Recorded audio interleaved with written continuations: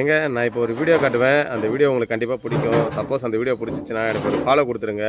கண்டிப்பாக உங்களுக்கு இந்த வீடியோ பிடிக்கும். வாங்க நம்ம வீடியோ போய் பார்க்கலாம். சென்னையை உருவாக்கும் நோக்கில் இனி வரும் காலங்களில் மாநகர போக்குவரத்து கழகத்தின் புதிய பேருந்துகள் அனைத்தும் குளிர்சாதன மின்சார பேருந்துகளாக இயக்கப்படும் என தமிழ்நாடு முதலமைச்சர் அவர்கள் அறிவித்த நிலையில் அதன் முன்னோடியாக இன்று 130 புதிய தாழ்தள குளிர்சாதன மின்சார பேருந்துகள் பொதுமக்களின் பயன்பாட்டிற்கு கொண்டு வருவது சென்னை மாநகர போக்குவரத்து சேவையை மேலும் நவீனமாகவும் பாதுகாப்பானதாகவும் வசதியானதாகவும் மாற்றும் ஒரு முக்கிய நிகழ்வாகும். என்னங்க பார்த்துட்டீங்களா? அதாவது தமிழ்நாடு அரசு தவேக அரசு ஆட்சிக்கு வந்து ஜூன் 30ஆம் தேதி 2026 வந்து போக்குவரத்து துறை அமைச்சரும் முதல்வரும் சேர்ந்து சொன்னாங்க.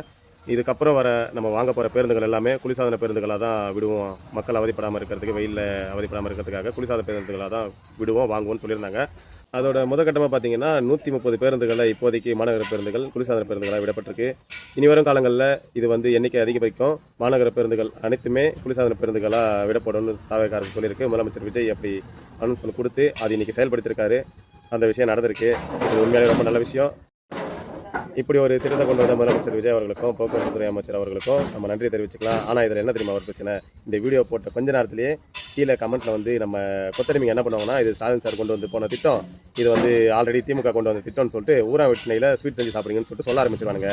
நல்லா கேட்டுங்க. ஜூன் 30, 2026 அப்போ போக்குவரத்து துறை அமைச்சர் சொன்னார், முதலமைச்சர் இந்த மாதிரி ஒரு அனௌன்ஸ்மெண்ட் கொடுத்துருக்காரு, குளிர்சாதன பேருந்துகள் தான் இனிமேல் மொத்தமாக வாங்க போகிறேன்னு சொல்லிட்டு.